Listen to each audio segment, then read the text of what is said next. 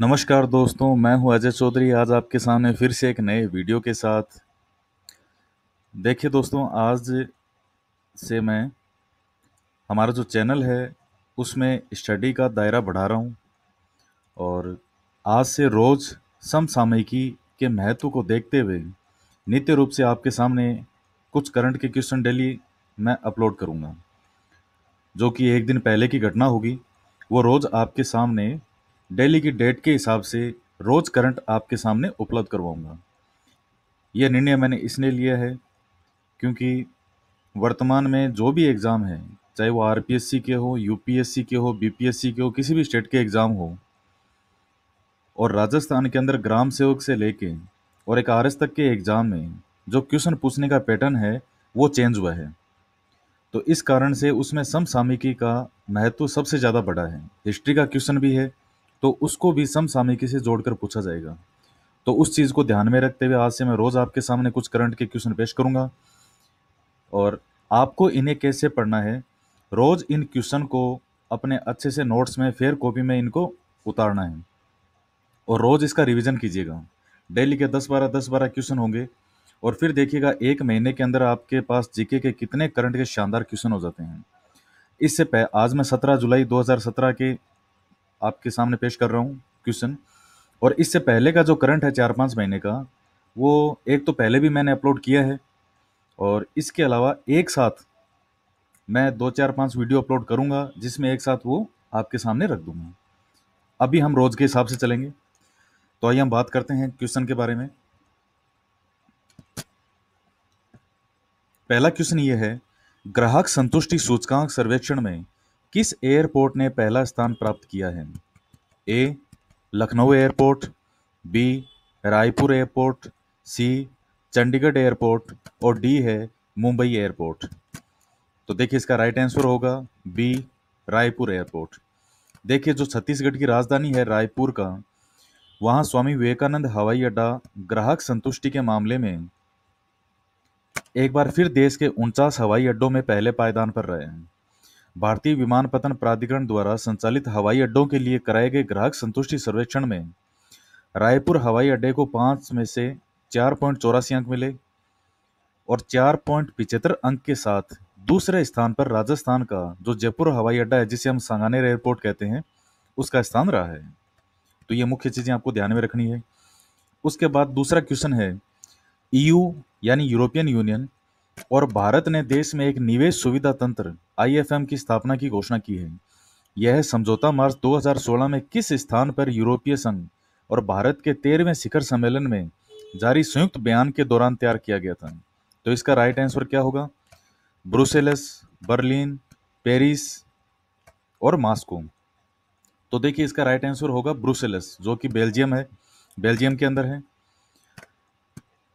European संघ के निवेश को बढ़ावा देने और उसे सुगम बनाने के लिए ईयू और भारत ने शुक्रवार को देश में एक निवेश सुविधा तंत्र की स्थापना की घोषणा की है और इस तंत्र में संघ, यूरोपीय संघ और भारत सरकार के बीच करीबी तालमेल स्थापित हो सकेगा। और ये समझौता मार्च 2016 में हुआ था ब्रुसेल्स में। यूरोपीय संघ और भारत के 13वें शिखर सम्मेलन में जारी संयुक्त बयान के दौरान तैयार किया गया था। उसके बाद में देखिए क्वेश्चन नंबर 3 है, किस में क्षेत्रीय हवाई संपर्क को बढ़ावा देने के लिए 14 जुलाई 2017 को एक समझौते पर हस्ताक्षर किया गया?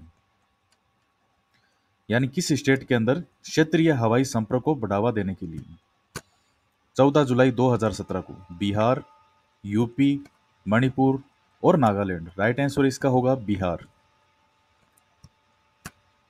तो बिहार में क्षेत्रीय हवाई संपर्क को बढ़ावा देने के लिए जो केंद्रीय नागर विमानन मंत्री हैं अशोक गजपति राजू और मुख्यमंत्री नीतीश कुमार के मध्य हैं। इसके बाद हम बात करते हैं, रक्षा मंत्री ने ऐतिहासिक 2800 यानी 2800 किलोमीटर के अभियान पर किस किताब को जारी किया है? ए है गंगा आह्वान, the epic tell of the historic swim, Yamuna आह्वान, सरस्वती। तो इसका राइट आंसर होगा ए गंगा आह्वान, the epic tell of A historic swim. जो रक्षा मंत्री हैं अरुण जेटली। 14 जुलाई 2017 को रक्षा और वित्त मंत्री अरुण जेटली ने गंगा आह्वान the epic tell of a historical swim नामक एक कॉफी टेबल बुक जारी की थी, और ये गंगा नदी के पूरे भाग में एक बार में तैरने का पहला मानव प्रयास था। उसके पश्चात है क्वेश्चन नंबर 5।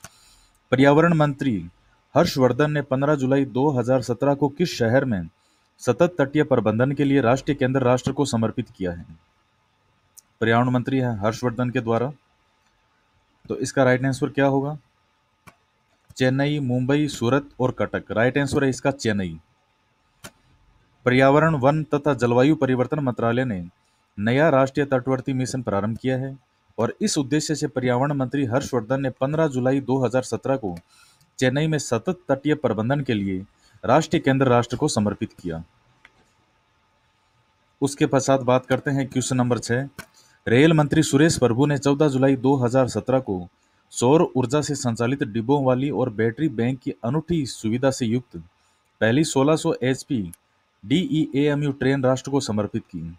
इस ट्रेन का निर्माण भारतीय रेलवे की किस स्थान पर स्थित कोच फैक्ट्री में किया जाएगा? तो गोरखपुर, चेन्नई, पटना और जयपुर। इसका राइट आंसर होगा बी, चेन्नई।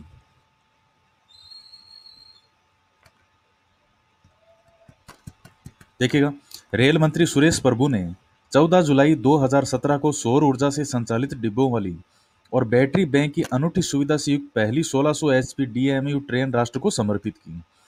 इन डिब्बों की प्रकाश, पंखों और सूचना डिस्प्ले प्रणाली संबंधी जरूरतें उनकी छतों पर लगे सौर पैनलों से पूरी की जाएगी। इसके बाद में हम बात करते हैं question number 7। National defence authorisation act के संबंध में कौन सा कथन सही है? इसमें पाकिस्तान को मिलने वाली आर्थिक सहायता से जुड़े 3 संशोधनों को जोड़ा गया है। एनडीए के तहत 1 अक्टूबर 2017 से 31 दिसंबर 2018 के बीच पाकिस्तान को अमेरिका से मिलने वाली आर्थिक मदद के लिए $40 करोड़ की रकम तय की गई है। इसके साथ ही सदन ने भारत के साथ रक्षा सहयोग बढ़ाने से जुड़े संशोधन को एनडीएए शामिल कर लिया गया है। राइट आंसर होगा इसका डी, उपरोक्त सभी।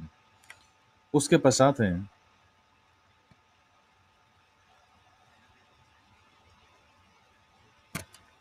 Question number 8।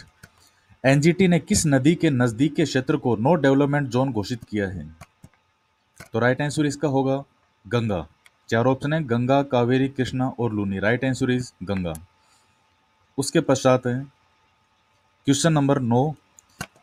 किस कंपनी ने प्रधानमंत्री नरेंद्र मोदी के डिजिटल इंडिया अभियान को गति देने के लिए पूरे देश में सुपर एक्सप्रेस हाईवेज उपलब्ध कराने के उद्देश्य से अत्याधुनिक 100G ऑप्टिकल ट्रांसपोर्ट नेटवर्क शुरू किया है? भारत संचार निगम लिमिटेड, रिलायंस लिमिटेड, एयरसेल और कोई नहीं। तो इसका होगा ए, यानी भारत संचार निगम लिमिटेड। उसके पश्चात है सीमेंट प्लांट की स्थापना के लिए राष्ट्रीय इस्पात निगम लिमिटेड ने किस कंपनी के साथ समझौता ज्ञापन पर हस्ताक्षर किया है? सीमेंट प्लांट की स्थापना के लिए तो राष्ट्रीय इस्पात निगम लिमिटेड ने किस कंपनी के साथ समझौता ज्ञापन पर हस्ताक्षर किया है? तो right answer is B, cement corporation of India. उसके पश्चात है नेक्स्ट क्वेश्चन है, किस सरकार ने 14 जुलाई 2017 को कृषि आय बढ़ाने के लिए उपाय शुरू किए हैं? पंजाब, सिक्किम, असम और Orissa. Right answer is a, Punjab. उसके बाद है क्वेश्चन नंबर 12। विश्व पैरा एथलेटिक चैंपियनशिप में भारत की ओर से सुंदर सिंह ने स्वर्ण जीता है। यह किस खेल से संबंध रखते हैं? सुंदर गुजर नाम है इनका। तो इसका राइट आंसर होगा ए, जेवलिन थ्रो। विश्व पैरा एथलेटिक चैंपियनशिप में भारत के सुंदर सिंह गुज्जर ने इतिहास रचा है। सुंदर ने जेवलिन थ्रो स्पर्धा में स्वर्ण पदक के साथ टीम इंडिया के पदकों का खाता खोला। F46 कैटेगरी में सुंदर 60.36 मीटर दूरी तक भाला फेंककर पहले स्थान पर रहे। तो इस प्रकार ये वीडियो आज का करंट का हमारा समाप्त होता है, और आपको ये कैसे लगा रेस्पॉन्स ज़रूर दीजिएगा। आज से नियमित रूप से करंट के नोट्स आपके सामने उपलब्ध करवाए जाएंगे। तो मिलते हैं नेक्स्ट वीडियो में एक नए टॉपिक के साथ। जय हिंद, जय भारत।